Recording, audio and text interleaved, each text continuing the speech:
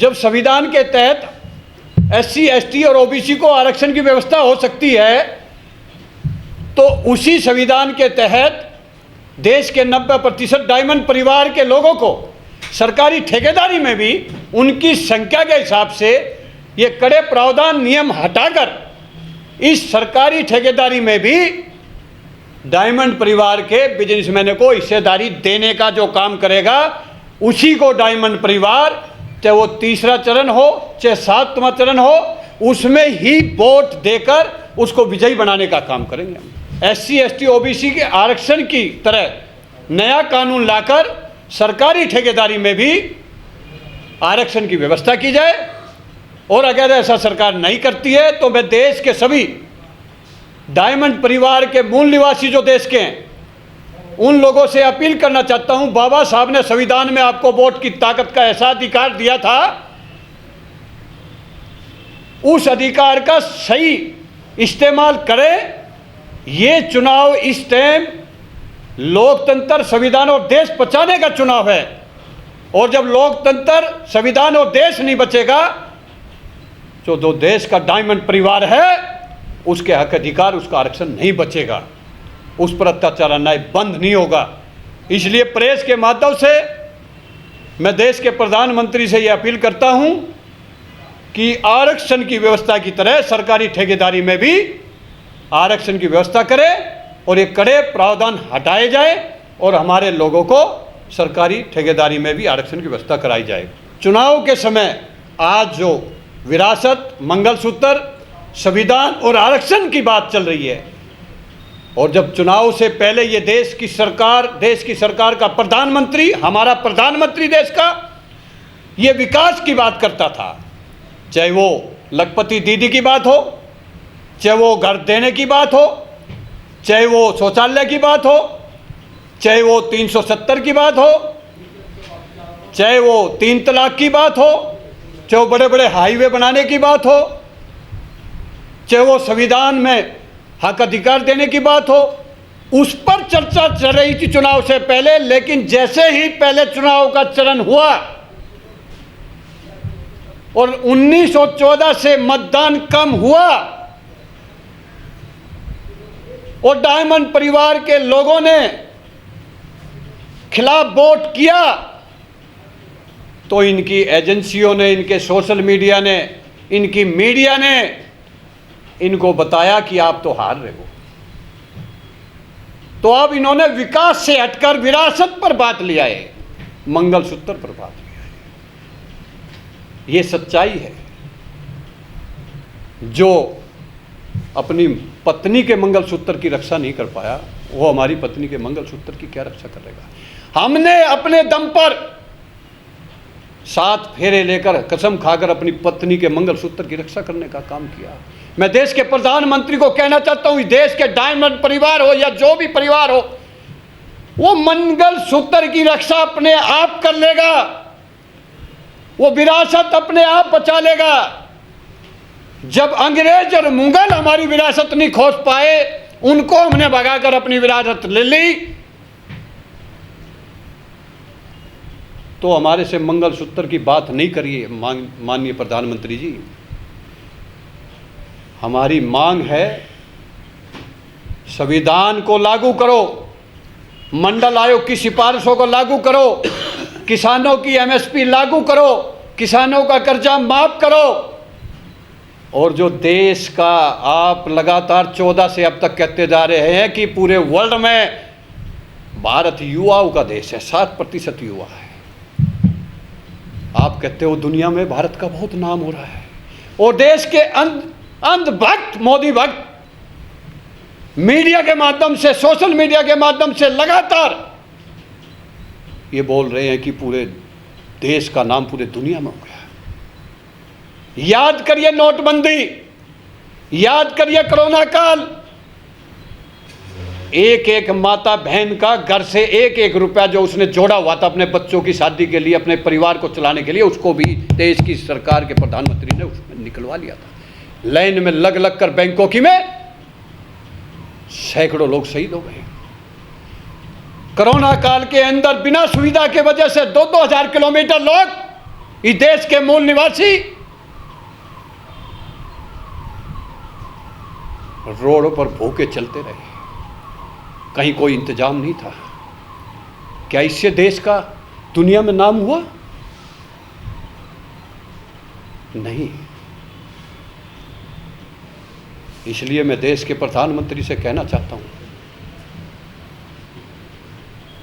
कि देश के विकास की बात करिए, और अगर आपके पास समर्थन है और देश और दुनिया के लोग आपके साथ हैं और पूरे वर्ल्ड की सबसे बड़ी पार्टी आपके पास है, तो क्यों आपको सरकारें तोड़कर, क्यों ईडी सीबीआई का इस्तेमाल कर क्यों सरकार गिराकर अपनी सरकार बनाने का काम कर रहे हो? क्यों आधी से ज्यादा कांग्रेस के सांसदों को बीजेपी में शामिल कराकर आप उनको सांसद का टिकट दे रहे हो? इसका मतलब भाजपा में कोई कार्यकर्ता नहीं है योग्य, कोई नेता योग्य नहीं है जो लड़कर लोकसभा में आ सके। जब आपका पूरी दुनिया में नाम है, पूरे देश के लोग आपके साथ हैं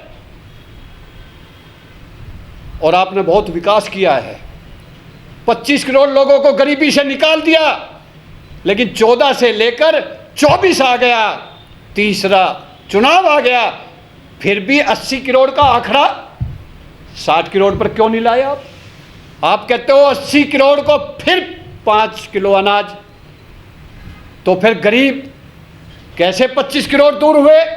इन जुमलों से, इन आंकड़ोंबाजी से अब खासकर देश के मूल निवासी डायमंड परिवार के लोग जागरूक हो चुके हैं। वो इस जुमलेबाजी में, इस आंकड़ेबाजी के इस झांसे में नहीं आने वाले। इसलिए जो संविधान की बात करेगा, जो बैलेट पेपर से चुनाव कराकर ईवीएम हटाकर बात करेगा, जो हमारे आरक्षण को लागू करेगा, जो देश के 60% युवा हैं आज वो बेरोजगार घूम रहे हैं, ऊपर से अग्निवीर लाकर 3-3 साल में जवान को रिटायर करने का काम आपने किया, पेंशन आपने बंद कर दी, और आपके सांसद 8-8, 10-10 पेंशन ले रहे हैं, आपके विधायक पेंशन ले रहे हैं, जो 5 साल के लिए चुना जाता है उसकी पेंशन 8-8 ले रहे हैं, और जो देश की 35 से 40 से सेवा करता है उसको पेंशन खत्म। तो कहां सबका साथ, कहां सबका साथ और सबका विकास? ऐसा लगता है कि 10 का साथ अडानी अंबानी का साथ और 90% डायमंड परिवार का विनाश करने का काम 14 से आज 24 तक चल रहा है। तो माननीय प्रधानमंत्री जी, मंगलसूत्र विरासत हम बचा लेंगे, क्योंकि हमारे पुरखों ने ही मुगलों अंग्रेजों के खिलाफ लड़ाई लड़कर देश को बचाया था, और आज भी हमारा जवान सीमा पर देश की रक्षा कर रहा है। आज भी हमारा किसान अन्न पैदा कर पूरे देश का पेट भरने का काम कर रहा है, और आज भी डायमंड परिवार के लोग वोट की ताकत से, राज्यों की सरकार हो, सेंटर की सरकार हो, सबसे ज्यादा वोट की ताकत से सरकार बनाने का काम कर रहे हैं। फिर सबसे ज्यादा अत्याचार अन्याय हमारे ऊपर क्यों हो रहा है? क्यों मणिपुर की बहन बेटियों के ऊपर आप अपना बयान नहीं देते? क्यों गुजरात के अंदर बहन बेटियों पर अत्याचार होता है तो उसके पर बयान नहीं देते? राजस्थान, मध्य प्रदेश, बिहार, उत्तराखंड में अत्याचार होता है उस पर क्यों नहीं बयान देते? लेकिन जैसे ही विपक्ष के कोई नेता के साथ कुछ हो जाता है तुरंत आप टीवी पर आ जाते हो। आज आपके गठबंधन में कर्नाटक के जेडीएस के पूर्व प्रधानमंत्री के पोते ने अश्लील वीडियो पूरे देश में आ रही है। क्यों नहीं आपने उससे गठबंधन तोड़ा? क्यों नहीं आपने बयान दिया आज से मैं ये गठबंधन तोड़ रहा हूं? क्योंकि आपको पता उनकी वोट लेनी है, आपको 24 में सिर्फ सत्ता चाहिए। और मैं देश के डायमंड परिवार के लोगों को कहना चाहता हूं, अगर अब की बार ये चुनाव,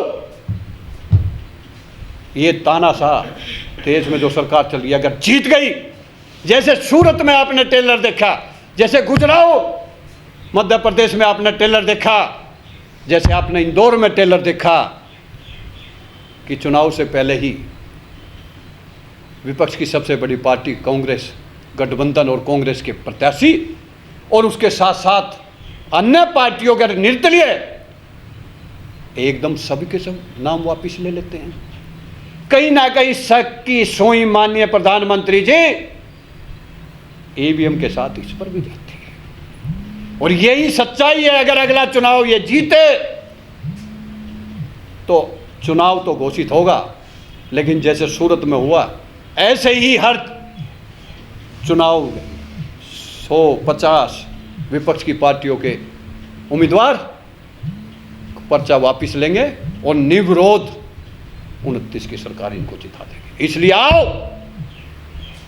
देश के मूल निवासियों, अपने महापुरुषों को याद करो जिन्होंने बड़े संघर्ष से आपको ये संविधान दिया था, शिक्षा का अधिकार दिया था। उनके पद चिन्हों पर चलते हुए, अपनी वोट का ताकत का सही इस्तेमाल करते हुए, और आज जो गठबंधन में कांग्रेस पार्टी हो या अन्य विपक्ष की पार्टियां हो, जो संविधान की, आरक्षण की और पूरा हिस्सेदारी देने की बात कर रही है, महागठबंधन को वोट की ताकत से जिताकर उसको सत्ता में लाने का काम करो, ताकि देश और संविधान बचे और डायमंड परिवार का हक अधिकार मिल सके। सरकारी नौकरी और सरकारी ठेकेदारी, ये दोनों एक व्यक्ति की आय का स्रोत होते हैं, उसको मजबूत करने का होते हैं और देश का विकास करने का काम होता है इनसे। और ये दोनों ही, सरकारी नौकरी और सरकारी ठेकेदारी, ये देश के सरकारी खजाने से खर्चा होता है। तो आप देखिए, जो सरकारी ठेकेदारी का जो काम है वो लगभग सेंटर और राज्यों की सरकार की जीडीपी का 20%, लगभग 60 लाख करोड़ रुपए के आसपास होता है। और देश की जो सरकारी नौकरियों का जीडीपी का 3 से 5% होता है। आप देखिए, सरकारी नौकरी से ज़्यादा सरकारी ठेकेदारी में कैसे लाखों करोड़ों रुपए ठेकेदारी के अंदर हमारा बहुसंख्य समाज के डायमंड परिवार के लोगों का हक छीनकर कैसे वो 10% मनुवादी लोग उसको अपने कब्जे में करे बैठे हैं। देखिए साथियों, सरकारी नौकरियों में आरक्षण की व्यवस्था बाबा साहब के संविधान ने SC ST और मंडल आयोग की सिफारिश के तहत 27% OBC आरक्षण आर्थिक न्याय के आधार पर मिला था। लेकिन इन मन्युवादी लोगों ने मीडिया के, सोशल मीडिया के माध्यम से उसको भी सामाजिक न्याय का झूठा प्रचार कर कर आज तक बदनाम करने का काम कर रहे हैं। साथियों,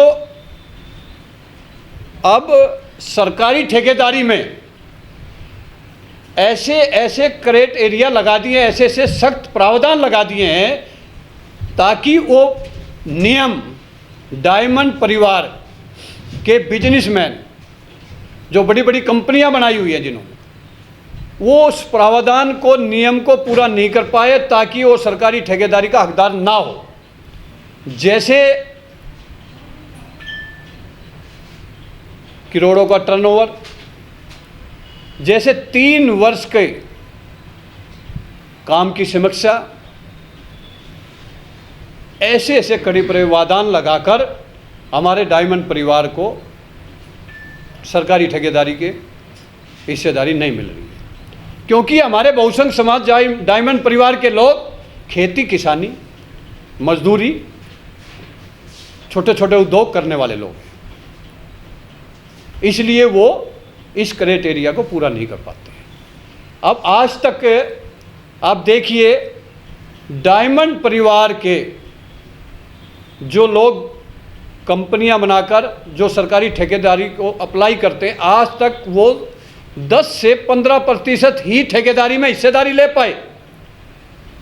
और वो मन्नुवादी लोग इतना कड़ा नियम होने के बावजूद भी देश में आज तक 90% सरकारी ठेकेदारी में हिस्सेदारी ले बैठे हुए हैं और काम कर रहे हैं।